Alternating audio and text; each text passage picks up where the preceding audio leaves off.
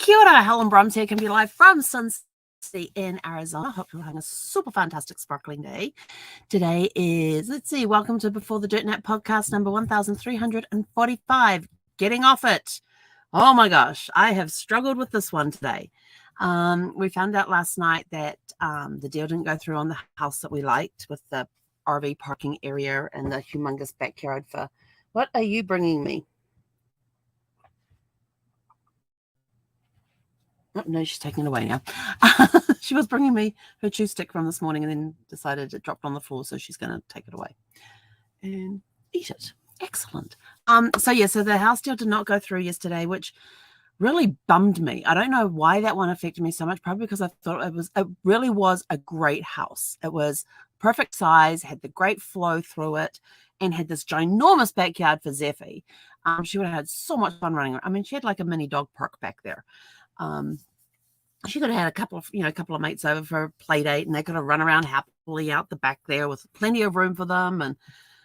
But it wasn't to be. And that one hit me really, really hard. And of course, I'm the philosophy that if something doesn't work out, let it go and keep moving forward, because something better is coming along.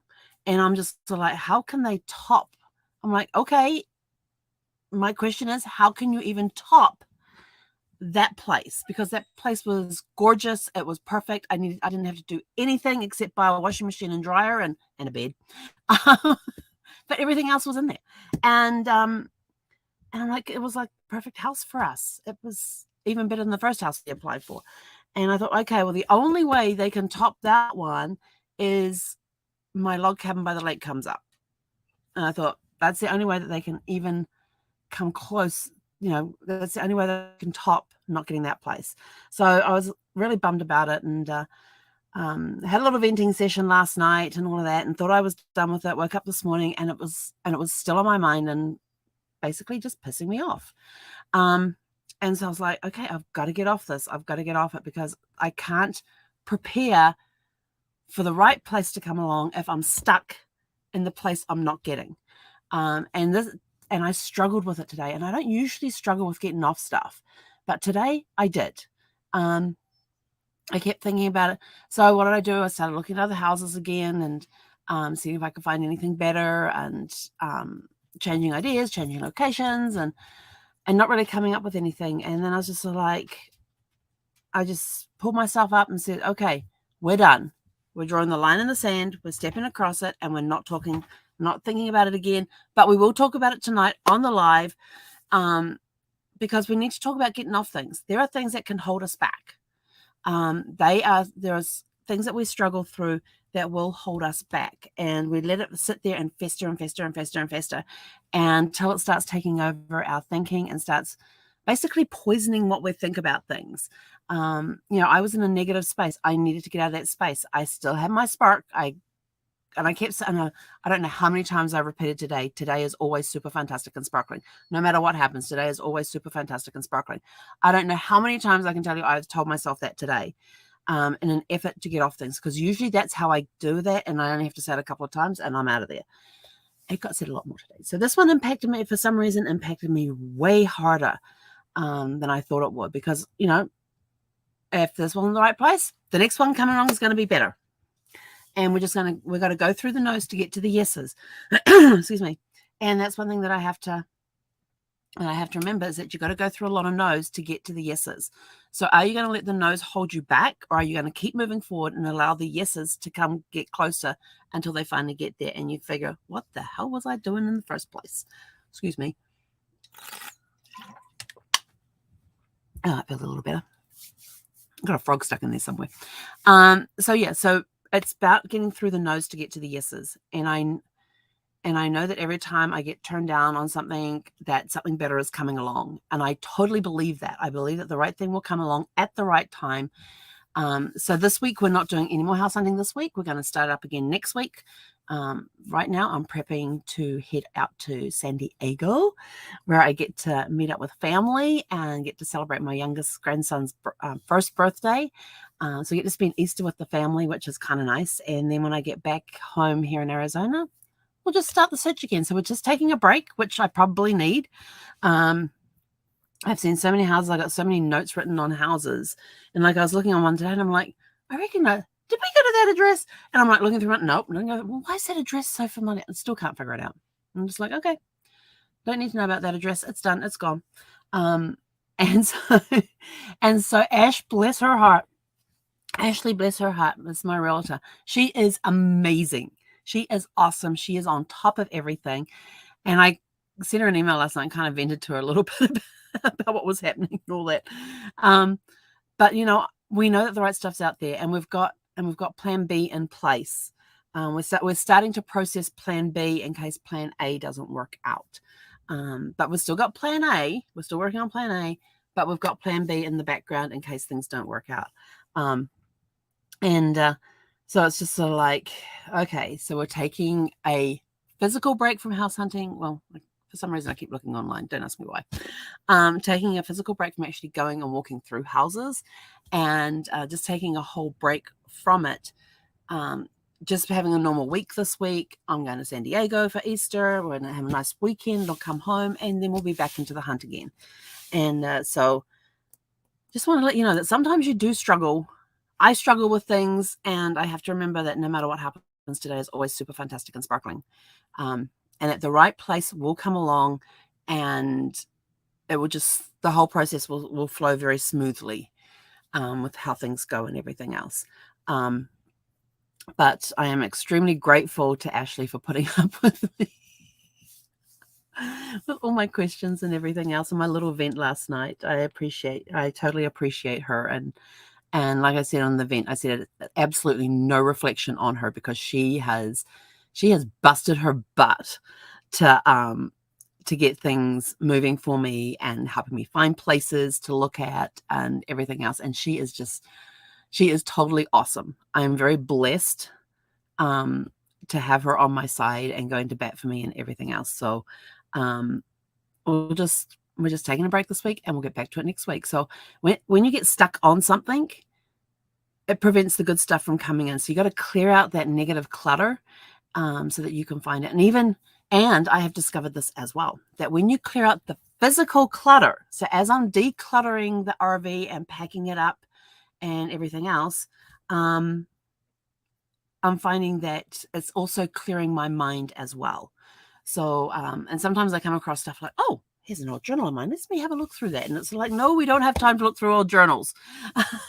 Because some old journals I have there are full of vent. It's a lot of it's getting rid of frustration. And it's how I get rid of frustration. Yes, I can talk it all out as much as I like, but until I put pen to paper, and this is my trick. When I finally put pen to paper and I just write out my frustrations on paper, it just releases. So that's what I do. That's what I did. I went and wrote. Even though I was on the chat at the time, I was trying to do that between chats. It didn't quite work. So we'll go back and we'll put some more in there tonight, and we'll be done. It's just as simple as that. But the process of starting to write the frustrations out helps immensely. For some reason with me, some people have to talk it out. Some people have to type it out. But for me, I've got to put pen to paper and write it out. And it's, I don't know, for some reason, it just feels safer putting a pen to paper. Maybe it's because I'm not then projecting my negativity onto somebody else. Like I've got more sparkles left to spread, and I can put it write it on a piece of paper, and then later on, if I want to, I can go rip those pages out of the journal and burn them, toss them, shred them, whatever. So when you need to get off it, have a process in place to get off it, so you can get back to doing what you are best at. Because yeah, it's. Oh, just suddenly thought. Because when I get on it, I'm either spending money I don't need to spend, or I am eating food I don't need to eat. And so I need to get off things very fast. And so the best way that I can do that is to always remember that no matter what happens today is always super fantastic and sparkling, and to pull out my journal and journal it. And that helps a lot. And last night I told my mum that I was going to go and journal about it. And when it came to journaling, I just looked at my journal and went, yep, nope, not happening tonight. So I know I told my mum last night I was going to journal it, but I didn't. So I have to tell her later today. I didn't journal it last night. I did it today. But we are back on track. We're taking a break, and we will be back better, stronger, faster. It kind of sounds like the $6 million man. The bionic. I'm dating myself. That's a program from the 70s, which was a really cool program with Steve Austin, and he was the bionic man. And then Lindsay Wagner was the bionic woman, and they had different skills. One could see had a bionic eye, the other one had a bionic ear. They both had bionic legs, and one arm was bionic as well. It was, for the 70s, it was a pretty cool TV show. We can rebuild him. We have the technology. And that's basically what I'm doing is, I have the technology. It's called paper and a pen. This is my technology for when it comes to getting off things.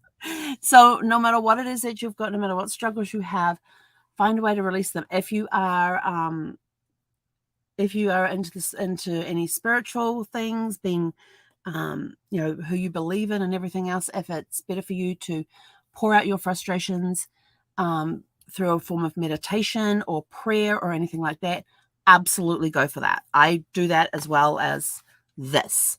I do them in conjunction. I do this first, then I go to the prayer and meditation side of things, because that pulls me back into balance. So I haven't done that yet. I've got a dog that's waiting to go for a WALK. And so how long are you going to stay on it? Or are you just going to draw the line in the sand and go, we are done? And you're going to pour it out into journaling, into typing. The other reason that I really don't like venting to other people.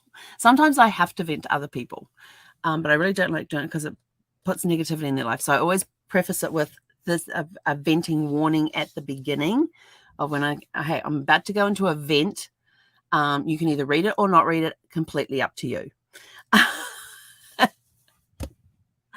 But just, and I always tell them, just to, it has nothing to do with you. This is what the situation, the situation. And so I just need to, my frustrations or something like that. So I try not to do that too often with people, but I know there's some friends out there who are good sounding boards, because then they come back and go, okay, you're done. All right, let's move on. And I can tell you right now, when I get on my accountability call tomorrow, at my accountability coach, I'm going to tell her this whole story, and she's going to go, are you done? Right, let's move forward. I know just what she's going to tell me. So anyway, I'm out of here. I'm going to go I've got to go take Zeffie for a walk. She's watching me intently like, you said you're out of here. Are you actually out of here? Are we actually out?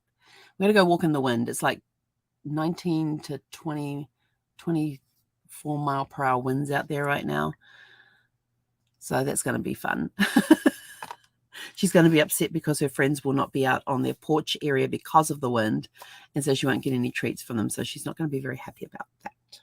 But we're off for our walk. I carry treats with me now so that I try and entice her away. And there's been a couple of times I've had to pick her up and actually walk several houses down the street before I put her back down, give her a treat, and then she turns around and tries to go back again. She has this couple that she absolutely loves and adores, and they give her really good treats. So we'll see if they're out tonight. But anyway, go out, have a super fantastic sparkling evening. If you are on it, get off it. Draw that line in the sand. Talk to whoever you need to talk to. Write whatever you need to write. Meditate or prayer, whatever you need to do to help you get off it so you can keep moving forward. Do it, because if you don't, you'll stagnate and you'll stay where you are, and that issue will just tie you up and fester and become bigger than what it actually needs to be. So I encourage you, I challenge you, if you are on something that is absolutely bugging you or annoying you, upsetting you, frustrating you, whatever it is, get off it. I'm doing it myself. It is not the easiest thing in the world to do at times, but I am doing it. I am moving forward. So on to bigger and greater things. So everybody go out, have a super fantastic sparkling evening, and we'll catch you guys back here at 6 p.m. Pacific tomorrow. Hey, konera.